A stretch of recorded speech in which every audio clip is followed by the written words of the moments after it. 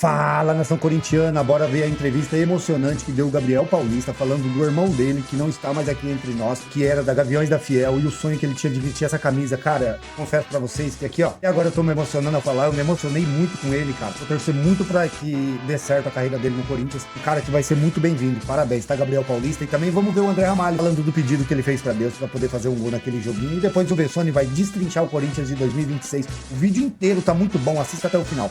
Bora pro vídeo, depois eu dou minha opinião, bora lá. Ó, o Gabriel Paulista já tá falando, hein? Vamos colocar ele aí pra falar as primeiras palavras. Mas já vinha um tempo querendo muito estar aqui. Tive umas conversas já. Acho que eu posso falar, né, Renan? Já vim um ano falando com o Renan, com o Fabinho também. E também teve uns problemas particulares de família. Minha mãe, ela tem um probleminha de demência. Então, os últimos dias para mim foi bastante complicado. Não foi fácil tomar uma decisão, abrir mão daquilo que eu conquistei. Mas acho que o dinheiro ele não é tão importante quando você está com a sua família e estando com a família, com seus pais, esposa, irmãos, amigos mais próximos. Isso daí acho que vale muito mais. Então eu consegui. A gente entrou em um acordo com o Besiktas e aí sim a gente iniciou de novo as conversas com o Corinthians e acabou chegando num final feliz. Estou conseguindo realizar o sonho. Hoje eu estou aqui e, claro, ainda a ficha não caiu. Muitas vezes eu venho de casa até aqui o CT, eu venho pensando muito. E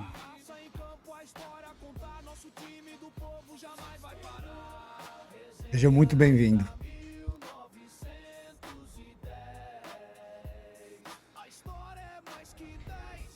queria muito que uma pessoa estivesse aqui comigo, que ele me influenciou muito a ser torcedor do Corinthians, que é meu irmão. Ele não deixou. E muitas vezes eu falo que ele tentou ser jogador de futebol também, não conseguiu. E muitas vezes eu falo que eu realizei o sonho dele. E acho que estou aqui para continuar realizando o sonho dele. Ele era torcedor do Corinthians. Ele fazia parte dos Gaviões. E então tudo isso me fortaleceu mais de poder estar aqui e vestir esse manto sagrado.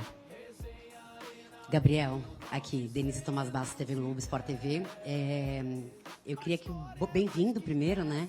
Queria que você apresentasse a sua família e esse menininho esperto que não para de falar ali cantando, que está agradando também. E eu queria que você falasse, você falou agora muito emocionado, né? Do seu irmão, de toda essa proximidade com o Corinthians. Você é do Taboão? Não, você só começou no Taboão da Serra. De que quebrada que você é daqui de São Paulo? Sou do Jardim Mitsutani Eledi. Então, eu queria que você falasse para o menininho que saiu dessa quebrada, assim, o que você falaria para ele hoje que realizou tantos sonhos, realizou o sonho do seu irmão e está realizando o seu na presença dos seus familiares? O que você falaria para você mesmo? Bom, estou aqui com a minha esposa, a Fernanda, meus filhos Miguel e o Theo, meus amigos, o André e o Matheus.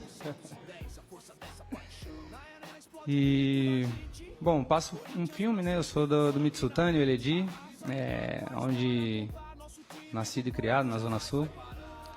E eu tive muita dificuldade, né, de poder ter uma oportunidade de ser jogador de futebol. E a gente rala muito ali nas comunidades, né, com poucas oportunidades de mostrar o nosso talento. E, claro, com tudo isso, na escolinha de futebol, era o CDM Cafuringa, o nome da escolinha. Tentando para ver se aparecia alguém, né, para dar oportunidade para as garotadas. E na época era muito mais complicado, tinha uma bola para 200 garotos para jogar. E hoje, graças a Deus, com tudo isso, eu consigo ajudar a minha comunidade. Hoje eles já têm um suporte melhor. E depois eu fui pro Tabuão, tive a oportunidade de jogar a Copinha. inclusive apareceu um grande amigo desse meu irmão que começou a mexer com o futebol. E assim, ele ficou sabendo que eu jogava futebol e então ele quis me ajudar, dar uma oportunidade, ficou sabendo de toda a história do meu irmão e tal. Bom, ele era amigo de infância e ficou sabendo da história que eu jogava nas comunidades. E aí ele entrou no Taboão da Serra para disputar a copinha e me chamou para fazer um teste. E eu fiz o teste com a ajuda dele, acabei conseguindo se adaptar. Eu vinha de um problema físico também, que eu jogava na escolinha na USP, tinha uma escolinha, tive a oportunidade também de fazer uns testes lá, e acabei quebrando meu pé. Então passou um filme, achei que não ia conseguir mais, e apareceu esse amigo, Deus colocou ele no meu caminho. E tive a oportunidade, né, de fazer o teste, jogar a copinha. Joguei contra o Vitória na época e daí eu fui pro Vitória fazer um teste ainda e as coisas foi encaminhando bem e consegui realizar esse primeiro sonho de ser jogador profissional de futebol. Gabriel, boa tarde, tudo bem? Acompanhado o Corinthians também no último ano. O Corinthians tem uma dupla defensiva bem sólida, né, com o André Ramalho e o Gustavo Henrique. Como tu imagina que vai ser para ti brigar por essa posição? Boa tarde. Bom, eu torcedor, né? Então eu venho acompanhando o Corinthians mesmo fora, com as dificuldades de horário para assistir jogos, principalmente quando o jogo é à noite. Eu assisti muitos jogos, principalmente nos jogos decisivos. Eu ia pro treino virado, né? Mas tava ali assistindo. E claro, eu vim para cá, não vim para ser o titular absoluto, eu vim para buscar meu espaço. Então hoje comecei com um grupo, né? Definitivamente comecei com um grupo, então tô ali para mostrar pro professor que eu tô bem fisicamente, bem tecnicamente para poder ter uma oportunidade. E acho que isso é bom pro treinador, ter jogadores de níveis, e então ele tem esse, né? Pode quebrar a cabeça com isso, mas quem ele colocar com certeza vai dar conta do recado, e pensando sempre no Corinthians, que acho que é o principal. Então eu vim para procurar meu espaço. Gabriel, boa tarde, tudo bem? Beatriz Mainetti, do portal Meu Timão. Você vem de temporadas em que o calendário não te permitiu disputar, por exemplo, mais de 30 jogos no ano. O calendário brasileiro vive um momento de reestruturação com muitos jogos e tende a ser ainda mais louco do que foi na temporada passada. Como que você vem se preparando para conseguir estar à disposição na maior quantidade de jogos possíveis? Obrigada. Boa tarde. Bom, nos últimos anos eu tive problema físico, que é normal, acho que todos os atletas têm os problemas, né? Mas já consegui recuperar, voltar à minha forma física, então me sinto bem. Nos últimos jogos já me encontro super bem, sem nenhum problema. E claro, o calendário brasileiro é um pouquinho mais difícil em questão, né, jogos, um em cima do outro, a cada 2 dias tem jogo, então eu já venho me preparando psicologicamente e claro, fisicamente também eu já vinha treinando com Besiktas, né, então a gente estava em meia temporada, então acho que não vai ser um problema, então eu tô pronto para, se o Dorival me precisar no próximo jogo, eu já estarei pronto fisicamente e vou estar ali para tentar dar o meu melhor.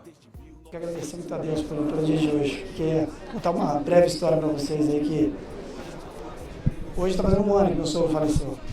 E o ano 2025 foi um ano muito conturbado, não só dentro de campo, né, mas fora dele e na minha vida pessoal. Porque diante de todo esse caos, né, que aconteceu, né, seja um pouco da culpa nossa, um pouco, né, diante de tudo que aconteceu dentro do clube, tem um pai de família, tem um esposo que fica se questionando dentro de casa para saber se você está fazendo o seu melhor, né? E minha mulher foi uma pessoa que sempre me acompanhou em todo lugar que eu fui na minha carreira e me auxiliou e sempre esteve comigo. E um dos motivos um dos tantos motivos que eu vim pro Corinthians foi por ela. O pai dela estava doente antes de vir para cá. E, no final das contas, acabou falecendo, 11 de janeiro de 2025.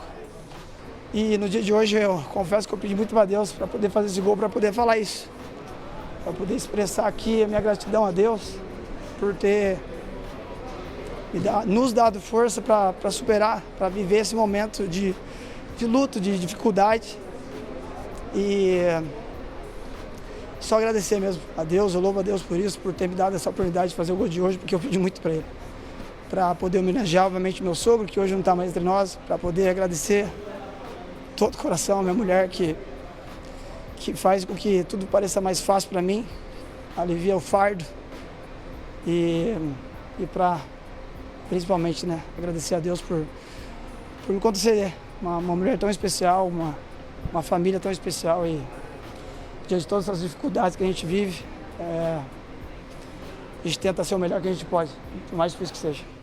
Eu acho que a equipe apresentou hoje um futebol consistente, maduro, gerando volume em cima do adversário. Eu acho que isso é o que nós queríamos.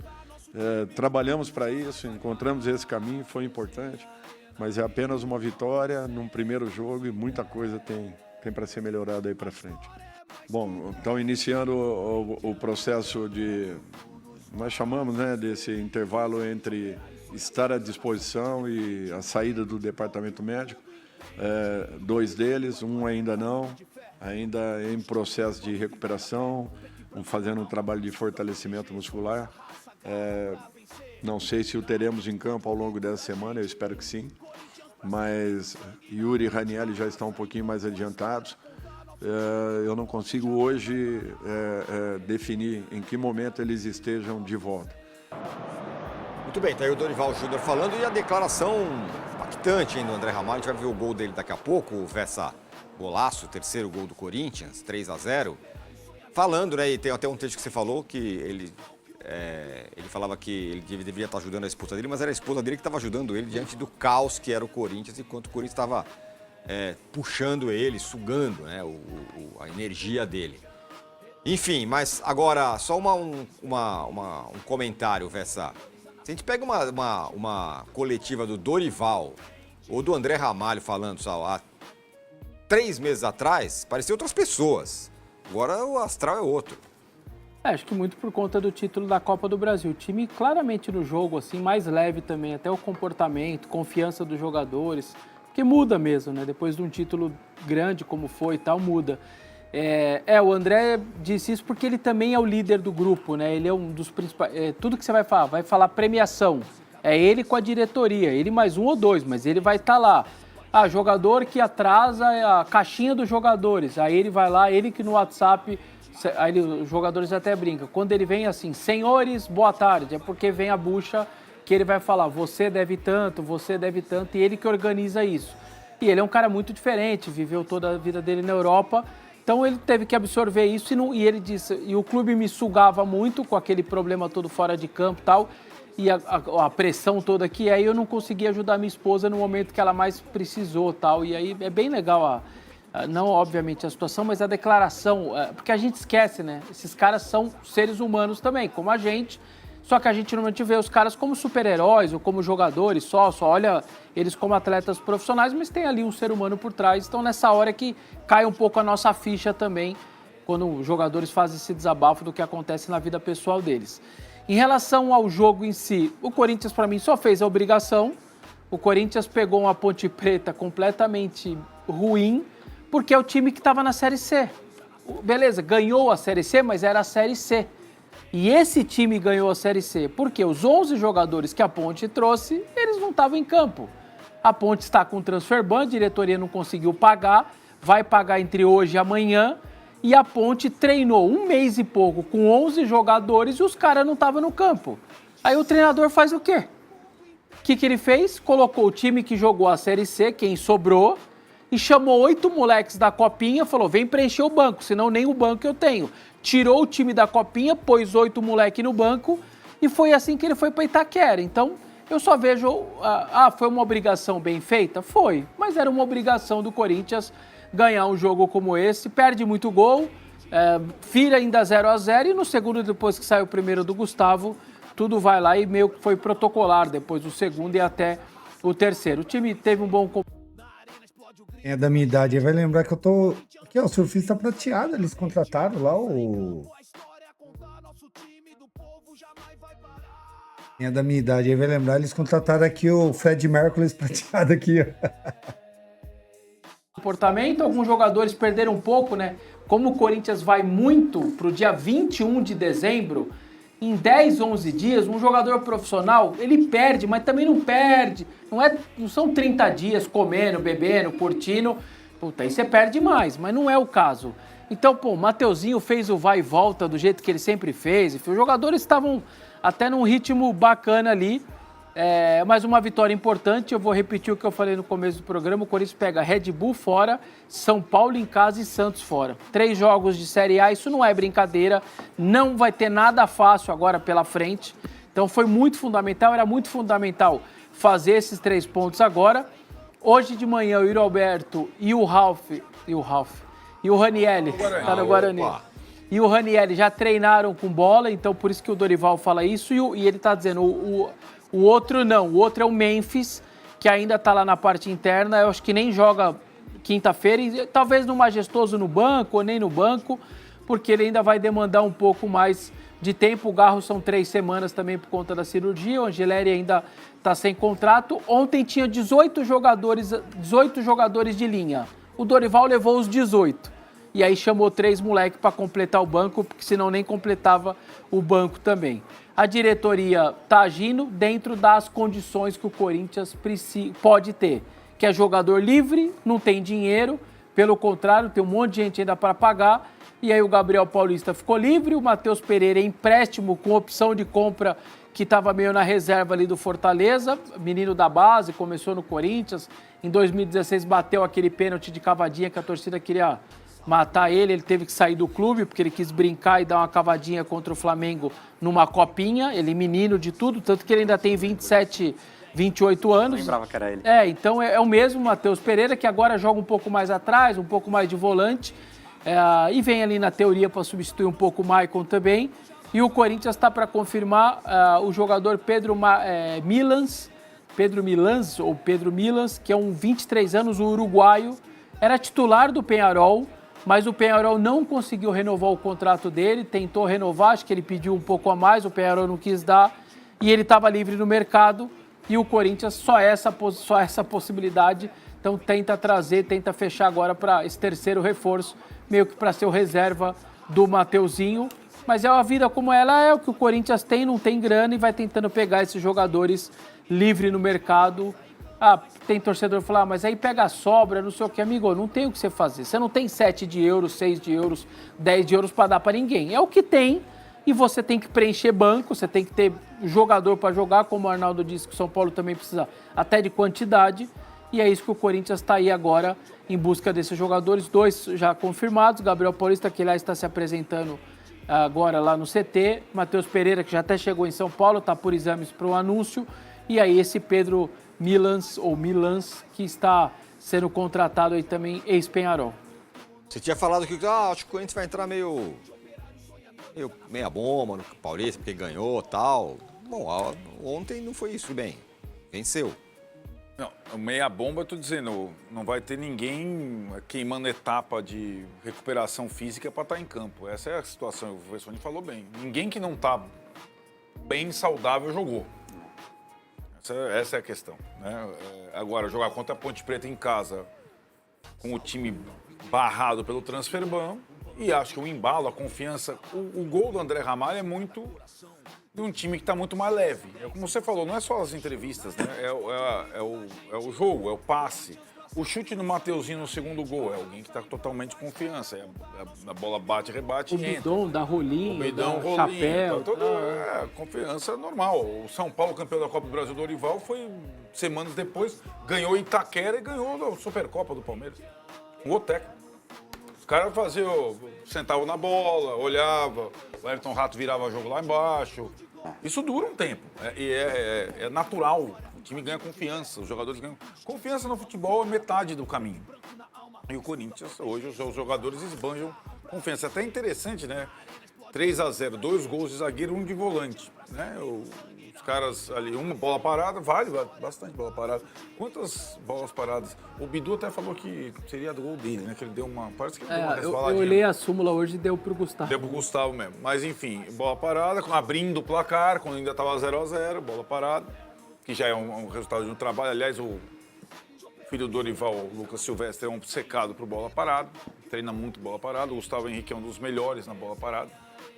E depois acho que a coisa caminhou e tudo mais. Acho que, sim, essa sequência que o Vessone descreve agora é uma sequência muito mais desafiadora, a partir do Bragantino, que ganhou fora, gol do John e tudo mais. Wagner Mancini conhece bem o Corinthians. Vamos ver. Muitas vezes o Bragantino, a gente espera alguma coisa. O Bragantino poderia ter chance de disputar o título como o Mirassol pela tabela que tem. Ele não tem a tabela, mas a gente nunca acredita no Bragantino e passou a acreditar no Mirassol. Mas é uma questão, depois do clássico do São Paulo, que a responsabilidade vai ser toda do São Paulo, e talvez dessa série o jogo mais difícil. É o Santos na Vila por toda a questão, rivalidade, local, torcida única e tal. Então mas estão 3 pontos já guardadinhos aqui, né, na sacola, E é o time que voltou depois, teve menos tempo para treinar. Então, para a estreia tá ótimo. Aí o Corinthians pega o Velo fora e aí recebe o Bahia pelo Brasileiro e aí tem a Supercopa com o Flamengo, que vai mobilizar o clube, o torcedor já está comprando passagem e tal. Claramente vai ser não é uma Supercopa normal para o Corinthians, eu já sinto no ambiente que vai tratar de maneira diferente esse jogo que vem aí. Dia 8 tem derby, né? Tem mais isso daí. É cedo, né? Tem um derby. Isso aí. Agora, Gabriel, toda essa virada de chave corintiana começou lá atrás, quando ganhou do Palmeiras, depois ganhou de novo do Palmeiras, e aí armou o esquema. Não que as coisas estejam bem fora de campo, não estão, mas dentro tá tudo mais calmo, né? Eu acho que o derby ano passado foi o ano que tivemos mais derbys da história, né? Foram 7 derbys e como foi importante para o Corinthians e como foi péssimo para o Palmeiras, acho que o técnico e a presidente do Palmeiras que menosprezaram tanto esse jogo, né? Acho que agora, enfim, eles entenderam o peso que tem, tanto para quem perde quanto para quem ganha. O Corinthians ganhou muita confiança, obviamente no ano, muito por conta do derby. E hoje é engraçado, porque eu vejo muito palmeirense falando, cara, pelo primeiro ano, tô com medo do Corinthians, né? Tipo, não sei como vai ser isso, porque nos últimos anos, obviamente, o Palmeiras entrava com muito favoritismo, apesar do derby não ter favorito, né? Os clássicos a coisa se iguala demais, mas pelo momento dos dois clubes financeiramente, politicamente, né? E também a diferença de investimento, a gente sempre colocou o Palmeiras muito à frente do Corinthians nos últimos anos e talvez esse ano o Palmeirense está um pouco inseguro, né? Também pela visão dos derbys do ano passado, né? Mas a gente vai ter uma pequena amostra dia 8 aí, que esse primeiro derby acho que pode já significar bastante coisa para a temporada, porque o Palmeiras, se perde esse derby, já vai ser mais pressão ainda na cabeça do Abel, né? Porque o Abel, ele tá vivendo a primeira temporada realmente com muita pressão, tanto que ganhar de 1-0 da Lusa já tem gente criticando a atuação do Palmeiras no Canindé, mas é isso, eu acho que nos últimos anos, pela primeira vez, o Corinthians realmente vai... Hoje, se a gente for perguntar qual é a primeira força do estado, eu acho que ainda dá para colocar o Palmeiras, mas eu acho que logo em seguida dá para colocar o Corinthians mesmo. O Corinthians com esses problemas para montar elenco, mas segue com um time bem competitivo na minha visão. Agora, para quem o estadual é mais importante? Pro Corinthians ou pro Palmeiras? Palmeiras. Sem dúvida. Sem dúvida. Depois de muito tempo, o Palmeiras. Nos últimos anos não era, não. Era... Não, o ano passado era o Corinthians estava um tempão, isso vai se renovando. O estadual acho que tem esse charme. Talvez para o Santos seja bastante importante também a chance de ganhar o título, depois de muito... Mas na comparação, até pelo histórico do ano passado, o Palmeiras, sem dúvida alguma. Palmeiras. Sem dúvida. Entre os dois, sim, mas para mim, no Paulista todo, é o Santos. Então. Eu acho que é o Santos. Como assim? Depois de vindo de Série B, quase caiu de novo, e aí você traz Gabigol e tal, o Neymar vai melhorar fisicamente. Eu acho que pro Santos o estadual é bem grande, cara, bem grande mesmo. Eu acho que o Palmeiras tem uma importância, mas também, caso o Palmeiras caia, por exemplo, na fase de grupo, também não vai ser... É porque o Abel está enfrentando uma pressão por parte da torcida muito grande e qualquer queda vai ser muito criticada, mas também não acho que, nossa, o Palmeiras tem que se basear, ainda mais uma temporada atípica como essa que vai ter início de Brasileiro em janeiro já. É que eu agora, confesso que eu não estou muito preocupado com o que Paulista agora. Você torcida... falou que não cair na... É que você tá falando de não ficar entre os 8, hein? Exato. É bastante, Exato. né? Mas ano passado quase... Não é pouco, né? Era outro regulamento, mas obviamente. Aí tá, de novo a gente vai chegar na forma do campeonato. A chance de alguns, no plural, grandes, não estarem entre os 8, ela é bem razoável. Sim, ela é bem razoável pela tabela do campeonato. Ela é muito maior do que era na Fórmula passada. Muito maior. Muito maior. Então, daqui a pouco a gente vai mostrar a apresentação do Gabriel Paulista lá no Corinthians, zagueiro. Vessa, com todo mundo à disposição, o elenco do Corinthians é melhor esse ano ou é pior? Ou é igual? O Félix Torres deve sair, Maicon saiu, Thales saiu, Romero saiu. Eu acho que tá pau a pau ali, sinceramente. Vai estar pau a pau, eu acho. Com seus problemas. O Maicon é o único jogador, dos que saíram, é o único jogador que tem um certo peso, né? Que termina titular, que termina o ano titular. Nem começou a temporada, nem foi durante a temporada, mas fecha o ano, tanto que foi capitão da Copa do Brasil e tal. Então é uma perda, por exemplo, de um titular. E você, na teoria, não está trazendo nenhum titular até agora, pelo contrário. Então, O que você acha? eu acho que tá equilibrado. eu acho que ele vai ficar melhor daqui a pouquinho. O Corinthians vai contratar bastante. É? Vai formar elenco, vai. Eu acho que o time principal tem poucas alterações. Essa do Michael, que o Michael terminou o titular. Não foi titular o tempo todo, mas terminou o titular. Mas a questão é essa, não tinha lateral direito reserva, vai ter. Não tinha não sei o que lá, vai ter. Não sei o que, vai fazer elenco esse ano, não tem transfer ban. O que você acha que vai acontecer no Não final? tem, não. Não está como. Calma que o Tadjeres vem aí. Não está calma. como transfer. Cuiabá. Cuidado com esse tempo verbal aí que no Mas Corinthians... aí tá, né? Nas outras Como vezes, diz a o Band Corinthians- News FM, em 20 minutos tudo pode mudar, amigão. Pois é, verdade. Mas na outra ocasião, o Corinthians até correu para contratar o Vitinho, porque sabia que... Então o Corinthians vai correr para contratar. Agora, nesse período que ele está livre, pelo menos por enquanto, do transfer ban. Uma pergunta, o que você acha que vai acontecer com o Pedro Raul? Então, no primeiro momento ele fica, tá claro que ele não vai ser emprestado, não vai ser nada, vamos dar essa oportunidade para ele. Eu acho que é justa essa oportunidade. Cara, ele meteu 11 gols no Brasileiro, gente. Enfim. Ele fez mais gol que o Yuri no Brasileiro. Então esse cara merece pelo menos... E assim, as coisas mudam num clube. Claro. Mudou o treinador, o ambiente do cara muda, o clube mudou, então hoje é um time campeão da Copa do Brasil, ele chega... Pode ser.